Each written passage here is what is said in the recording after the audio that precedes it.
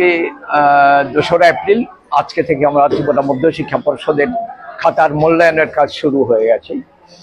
আমাদের দ্বাদশ শ্রেণী +2 স্টেজ দুটো স্কুলে মূল্যায়নের কাজ চলছে। আর মাধ্যমিকের যেটা 10th ক্লাস, এই পরীক্ষার মূল্যায়ন চলছে 4টে স্কুলে। 12-এর মূল্যায়ন হচ্ছে বটদোয়ালি হায়ার সেকেন্ডারি স্কুল আর নেতাজি সুভাষ বিদ্যানিকেতন, এই দুটো স্কুলে।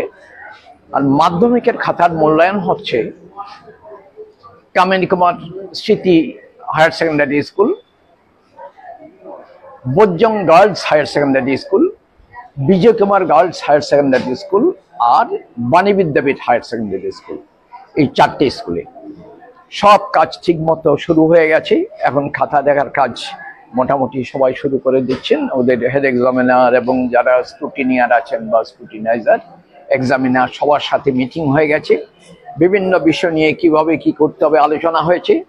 আর আমি একটার পর একটা সেন্টার, যেখানে ভেন্যু, যেখানে খাতা ইভ্যালুয়েশন, এগুলো আমি ঘুরে দেখছি। তো আমরা আশা করছি খাতা দেখার যে কাজ, আমাদের আশা কোনো অসুবিধা হবে না, সব ঠিক মতো চলবে। আর আমাদের টার্গেট দিন 15 দিনের মধ্যে খাতা দেখা শেষ করব। দেখা যাক কি হয়। যদি কোনো অসুবিধা না হয়, হয়তো 2 দিন আগেও শেষ হয়ে যেতে পারে।